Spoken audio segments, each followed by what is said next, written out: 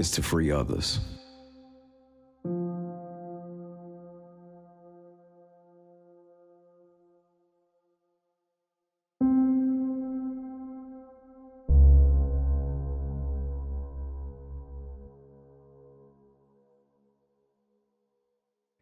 Good evening. What an honor, shall I just say, to be talking to you both today. My name is Nigel Chambers. I'm from Big Gold Belt Media. Congratulations on your new film, Time to Unfinished Business, which is going to be premiering its world premiere at Essence Festival just in a few days, July 6th.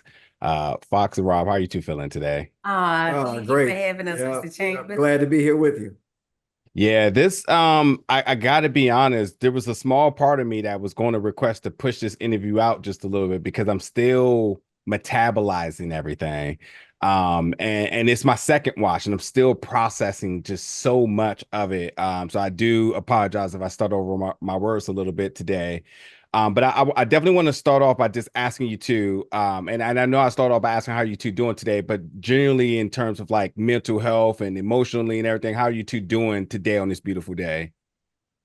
Well, I have to start with saying that I know that this is men's mental health month.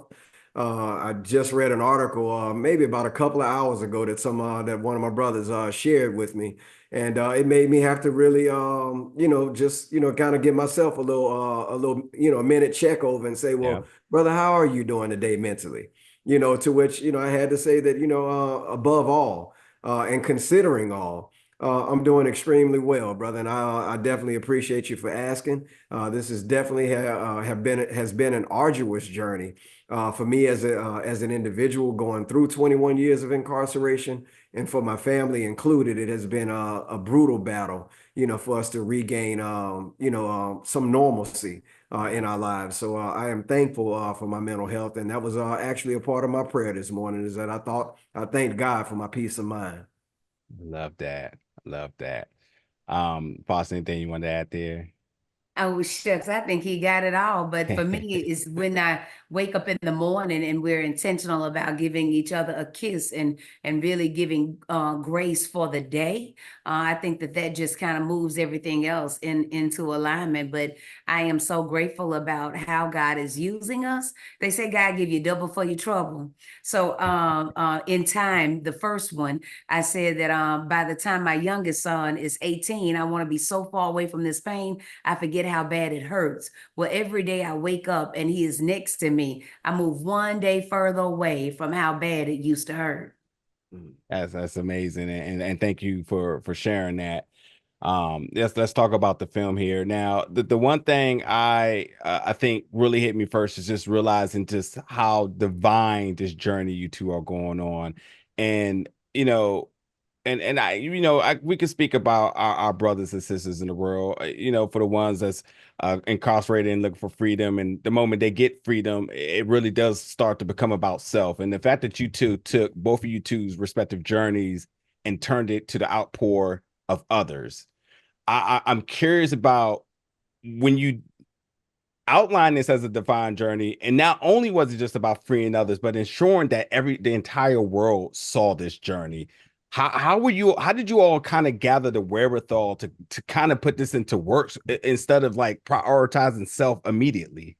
Mhm. This was a part of the self, Mr. Chambers. When you determine that a thing must be done, then you shall find the way. Mhm. We determined that this portion of our story, even though the first film crew wrapped at the end of time, we knew that this was just beginning of us. And Mhm. we knew also that even as beautiful as time one was, it left people wanting to know so much more. It left so many things unanswered. And so we felt a duty and an obligation to answer those things to the best of our ability for those other 2.3 million people that are incarcerated in this country and whose families and them are seeking answers, solutions on how do you get out of this cage. And so it was a duty and an obligation to tell this story. And we are just hopeful that when viewers like you see it, that you will feel the love, you will feel the passion and commitment that we had, that this is so much bigger than Rob and I. but we are just a microcosm of this macrocosm of Americans that are impacted by incarceration when America leads the world in locking people up. We are the most industrialized country in the world, and yet we have the highest prison population. And something, I ain't got to be a rocket scientist, but some ain't adding up. Yeah. Math ain't mathing. As the young people say, yeah, math ain't mathing. Them two don't go together. Right. I really even hate to have to even give this next name a platform here today, but I want to turn the attention to Jimmy Kahn and in this documentary, and should we almost say docuseries now because we know more and more parts are going to come out. But it was determined that he was removed upon your hearing. I'm kind of wondering what the process behind that. Did you release the audio? Did you play a part in that? And obviously it was the right thing to do, but I'm just kind of curious what kind of came first. Did you get the news first? Or did you relay the audio first in terms of the mistreatment and injustice that you were facing at the time? It's kind of what you said from the onset when you talked about the divine happenings that that are centered around this whole story, this film, this just all of it. And truth be told, that there's a lot of times that when things happen, God will pick up and fight our battles for us. And that was just one such incident. I think that sometimes things can happen in such a way we never know really who's watching. We never really know who's appalled, who's offended, by what has transpired. But crazy enough, I was actually in the law library one day, and a gentleman who had actually taken his place was there introducing himself to the men that worked in the law library, saying that I am the new parole board member. And these are basically some of the things that I'm seeking to do as the new parole board member. And once somebody must have asked him, whose place did he take? And he said, well, actually, there was a gentleman who was on the board who spoke nasty to a young man who had came before the board. And that young man's son said a thing, and I remember somebody nudging me, and he comes over to me, say, "Hey, Rob," he said, "Man, I think this dude talking about you, bro." So I come over in the aisle, and when I come over in the aisle, that's how it actually became knowledge to me that he was no longer on the board. So the day that I walked out of prison, or the days that led up to it, I was questioning whether or not he was going to appear on my parole board and run interference with my release. And again, like I said, God has a way of just removing your enemies for you. All you got to do is just continue Keep doing the right thing. to do the right thing. Continue in the divine steps that have already been laid out for you, and God will do the rest. You all have a squad of talent. Obviously, you two and your journeys is the focus here, but everywhere you look in your family, somebody's contributing in a way of just artistry, which which you hope that the apple falls near the tree, but that's not always the case. There's always the one chosen one that follows the father's footsteps and whatnot, but everybody is showing up. And I think that's just a beautiful thing to see a Black family be displayed in this fashion, and through the trials and tribulation, through America as we live, just to see you all persevere on all levels. I got to ask you now here, Ontario's poem at the end. Ooh. Mic drop, right? Yeah. I'm curious on the should we almost say from the director's board or director's table here. How did you all know that was going to be the way you were going to leave the viewers for this part of the trilogy or the as I said, the docu-series at this rate? Right. For us, it was really hard. We had so much important stuff that we wanted to share. And it was actually probably just 2 weeks ago that we finally took everything off the tail end of that and said, no, this is it. Probably even on the recommendation of Kenya Barris's notes.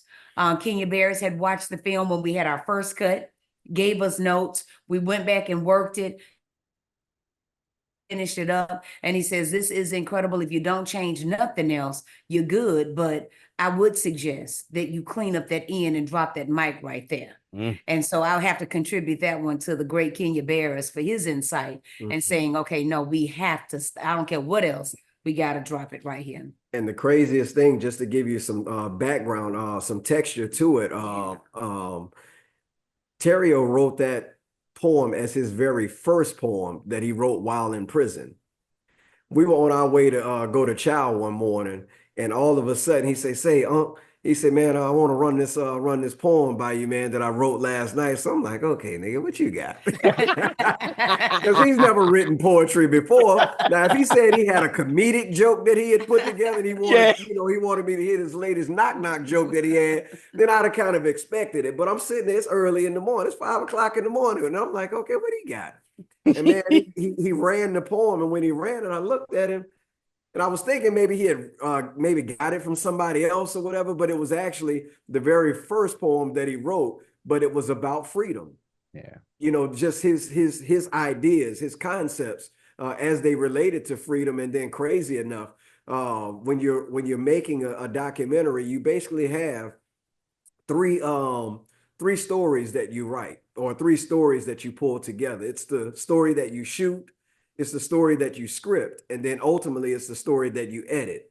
And our editor had chosen in the editor's bay to lead, or at least to drop that moment inside of there, and then to use it yet again as a closing moment to a buildup. So it was like he gave it to me. If you kind of take it back to the film itself, you can see that when he gave it to me, he kind of gave it to me just in a way of saying, all right, you ain't heard it in a while. Let me run it back to you again. But by the time you hear it at the closing of the film, it's like at that moment, you can tell that he's in his freedom at that moment. He has now realized the one thing that he has sought, for over 2 decades and 5 years, And when we recorded it, we flew him out to LA, Mr. Chambers, and that was the first time he had cried in 25 years. That was his breakdown. That was his breakthrough in moment. In studio. Yeah. That's amazing. That's amazing. So that's why you feel it, because it was real. And we thought to go off the stage where he delivered the whole poem on stage at the Freedom Ball. Yeah. But we thought in editing to say, you know what? Let's take the audience in a place that they never would think that this is about to land. And we blurred out and went into that celebration of the second line that we had down on Bourbon. And man, y'all just telling the whole story. People not gonna want to watch because you gave them everything. Nah. They gotta watch because it twice already. So yeah, and there's a lot of different factors for somebody who just consumes so much content on a day-to-day basis that with documentaries is the subject matter of something you want to be educated about. Especially when it comes down to Black culture, Black history, or just anything Black, the sense of celebration. We always want to tell our stories in the world that they're trying to suppress our history. They're trying to suppress our now, so one way or another, we need to get these things told. And so you live in these moments. And then after that, like you said, for me going back, watching it again, I'm picking through. It's like, is there messages I didn't pick up on? I'm starting to understand like how I can be involved in these sorts of different things. What are the messages underneath the different events that are happening? So there's so much rewatchability to it. And I don't even know if I even have to say this, but like, by all means, I know you two are back to work doing something. So just make the announcement at Essence that part 3 is coming at sometime soon, and I'll be the one to break it if need be. Yeah, speak it on us, brother. Yes. Listen, for my final question there, I was going to ask about Kenya Barris's, and for everything he also contributes to the Black culture. How did he get involved, and what was some of those initial conversations like? Oh, probably just the fact that after he saw Time One, he was so moved. He invited our family out to LA, and he hosted a dinner in our honor and brought in some of the most amazing people to join us as well. And so he just was interested in making sure the story goes forward. And so in leaning into that and the project that he is interested in doing with us, you know, we were going to use the opportunity to say, hey, well, this is what we're working on, Doc. Won't you take a look at this with your expert eyes? And so he has just really been rendering guidance and wisdom to us, because he finds these stories about how is it that he can use his platform to make a difference in Black America. And I just admire that about him, because he too could be gone off in the la la land, you know, doing what they do in la la land, and not being worried about nobody but himself. And I'm just really grateful for spirits like Kenya Barris that shows up and shows up for social responsibility. We all have a social responsibility, no matter where we are on life's ladder. Yeah. So if time one was Blackish, time two, as a result of Kenya, is Black AF.